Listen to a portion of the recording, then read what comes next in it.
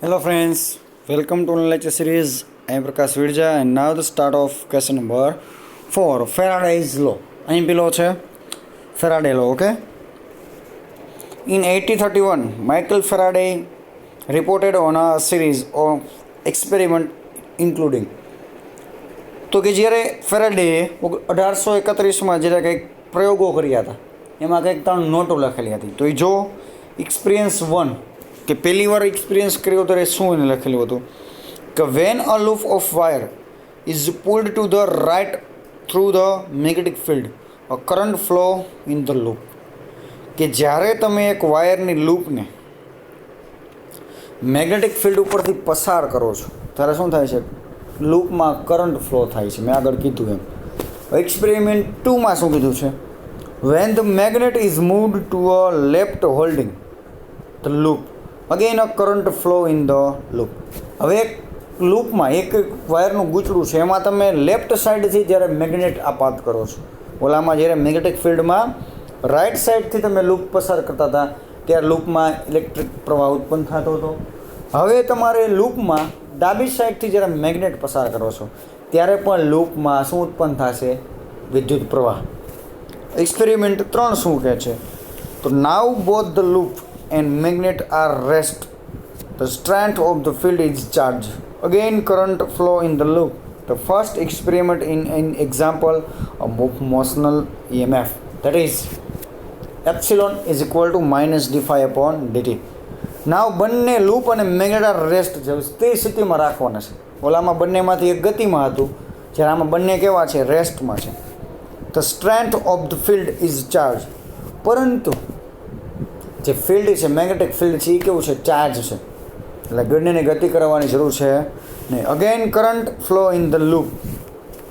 તો ફરી પાછો લૂપમાંથી શું થશે, કરંટ ઉત્પન્ન થશે. કેમ કે ઓલરેડી મેગ્નેટિક ફિલ્ડ છે, ઓલરેડી વધારે પ્રમાણમાં ચાર્જ થતું જાય છે. મેગ્નેટ ભલે ચાર્જ કે તમે મૂવેબલ નથી, પરંતુ ફિલ્ડ છે કેવું છે, ચાર્જ થયેલું છે, તો પણ શું થશે, લૂપમાં ઇલેક્ટ્રિક પ્રવાહ ઉત્પન્ન થશે, એટલે કે ફ્લક્સ દ્વારા ચાર્જ થશે. તો EMF is equal to minus d phi upon dt. A charging magnetic field induced on electric field. A changing magnetic field induced an electric field.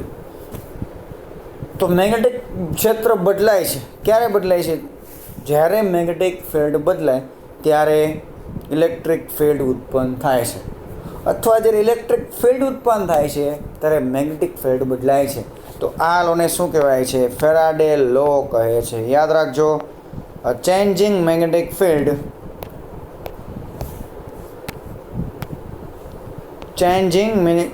Field induce electric field.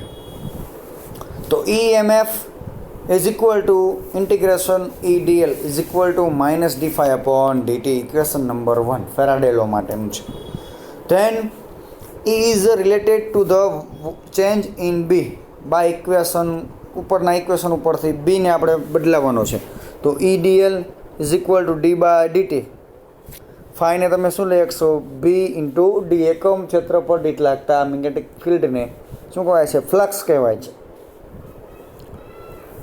તો minus sign છે અને D by ડીટીને તમે બી R લઈ જાઓ, partial derivative, તો del B upon del T into D. Equation number 2. This is a Faraday law in integral form અથવા integration form તમે કહી શકશો. તો યાદ રાખજો ખાસ, એક માર્કમાં પૂછાય છે integral form of magnetic field. તો integration of EDL is equal to minus double integration dB upon dt del B upon del T into dA. Integration form of a Faraday law. This is a Faraday law in integration form. We can convert to differential form of applying Stokes theorem. હવે તમારે જે Faraday લો છે એને સ્ટોકના theorem દ્વારા કેવા ફોર્મમાં, integration ફોર્મમાં નહીં, તમારે ડિફરન્ટિયલ ફોર્મમાં ફેરવવાનું છે. તો ડિફરન્ટિયલ ફોર્મમાં શું થશે, ડિફરન્ટિયલ ફોર્મ ફેરાડે લોનું, this is a differential form of Faraday law. તો divergent into E is equal to minus del B upon del T. શું છે Faraday law, curl of E, તમારા ડાયવર્જન્ટ બી ઈ એટલે 0 થશે, પણ curl of E is equal to minus del B upon del T. For constant B, B કેવું છે? Constant છે. So integration of E dL is equal to 0 થશે. Integration કેવું થશે? 0 થાય.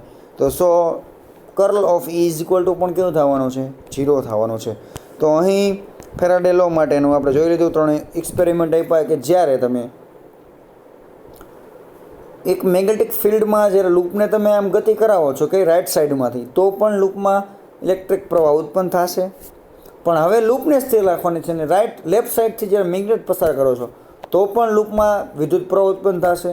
હવે બંને સ્થિર છે, પણ મેગ્નેટિક ફિલ્ડ બદલાતું થાય છે. શું થાય છે? મેગ્નેટ પણ સ્થિર છે અને લૂપ પણ સ્થિર છે, પણ મેગ્નેટિક ફિલ્ડ બદલાય છે તો પણ કરંટ ઉત્પન્ન થશે. તો 3 પ્રયોગો કર્યા હતા, એની ઉપરથી શું સાબિત કર્યું? ચેન્જિંગ મેગ્નેટિક ફિલ્ડ, તમે મેગ્નેટિક ફિલ્ડ બદલાવો છો તો શું ઉત્પન્ન થાય છે? ઇલેક્ટ્રિક ફિલ્ડ ઉત્પન્ન થાય છે. તો EMF is equal to integration E dl is equal to minus del phi upon del T. Then E is related to the changing in B by equation. તો E dl is equal to minus D upon dt double integration B dA, એટલે કે એકમ ક્ષેત્રફળ દીઠ લાગતું હોય તો double integration હોય, વોલ્યુમ હોય તો ટ્રિપલ ઇન્ટિગ્રેશન હોય, લિનિયર હોય તો 1 ઇન્ટિગ્રેશન હોય. તો B dA is equal to minus areal integration del B upon del T is equal to into DA. આ શું છે? Integration form of Faraday law. હવે ડાયવર્જન્સ માટેનું ફેરવવું છે તો સ્ટોક લો લ્યો. સ્ટોક લો શું છે? Curl of is equal to minus del B upon del T. હવે બી કોન્સ્ટન્ટ હોય તો શું થાય? Curl of is equal to 0. તો અહીં ફેરાડે લો આપણો પૂરો થાય છે. હવે તમે લ્યો એના next question, the induce electric field. કે ઇલેક્ટ્રિક ફિલ્ડ છે કેના દ્વારા ઉત્પન્ન થાય છે જોવાનું છે. તો Faraday discovery tells that there are 2 discrete kind of electric field. તો electric field produce by electric charge. તો ઇલેક્ટ્રિક ફિલ્ડ કેના દ્વારા ઉત્પન્ન થાય છે? ફેરાડેએ દર્શાવ્યું હતું કે ઇલેક્ટ્રિક ફિલ્ડ છે ઇલેક્ટ્રિક ચાર્જ દ્વારા ઉત્પન્ન થાય છે. પછી બીજું, electric field generate by changing magnetic field, કે જ્યારે ઇલેક્ટ્રોન છે પ્રવાહ ગતિ કરતો હોય તો ઇલેક્ટ્રિક પ્રવાહ રચાય છે. બીજું છે કે જ્યારે તમે મેગ્નેટિક ફિલ્ડ બદલાવો છો ત્યારે પણ ઇલેક્ટ્રિક ક્ષેત્ર ઉત્પન્ન થાય છે. તો curl of E is equal to minus del B upon del T. શું કીધું છે કે ઇલેક્ટ્રિક ફિલ્ડ ક્યારે ઉત્પન્ન થાય છે? તમે સમયની સાથે મેગ્નેટિક ફિલ્ડ બદલાવો છો, ચેન્જિંગ મેગ્નેટિક ફિલ્ડ. તો અહીં લીધો છે ફેરાડે લો. અને એમ્પિયર લો છે કરંટ ડેન્સિટી, કે curl of B is equal to mu 0 છે, એમ્પિયર લો છે. And divergent of E is equal to 0 અને divergent of B is equal to 0.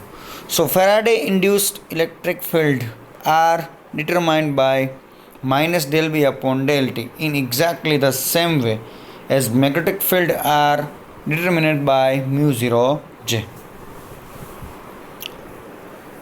Faraday induce electric field. હવે તમે ફેરાડેના લો અનુસાર જે ઇલેક્ટ્રિક ફિલ્ડમાં વધારો ઘટાડો કરો છો તો કેની ઉપર ડિપેન્ડ કરે છે? Del B upon del T ઉપર. Ampere law is integral from, ખાસ યાદ રાખજો, એમ્પિયર લોનું ઇન્ટિગ્રલ ફ્રોમ શું છે? તો ઇન્ટિગ્રેશન ઓફ બી ડીએલ. આખા જે લૂપમાં છે તમે મેગ્નેટિક ફિલ્ડમાં રાખેલું હોય તો શું હોય? મ્યુ 0 આઈ ઇન્ક્લોઝ, કે આખા સર્કિટમાં મ્યુ 0 એટલે મેગ્નેટિક પરમિએબિલિટી છે અને આઈ એટલે એમ્પિયર છે. આખા સર્કિટમાં I enclose mu 0 I. Okay. તો and Faraday law in integral from, એ તો આપણે જોઈ લીધું છે આગળ. E dl is equal to minus del phi upon del t. બંનેના એમ્પિયર લો અને મેગ્નેટિક ફેરાડે લોના બેના ઇન્ટિગ્રલ ફોર્મ આપણે લેવાના છે. The rate of change of flux through the Amperian loop place in role formally assigned to a mu 0 enclose. તો rate of change of flux, કે ફ્લક્સમાં થતો ફેરફાર છે, એમ્પિયર લૂપમાં ફ્લક્સમાં થતો ફેરફાર છે કેના જેટલો હોય છે?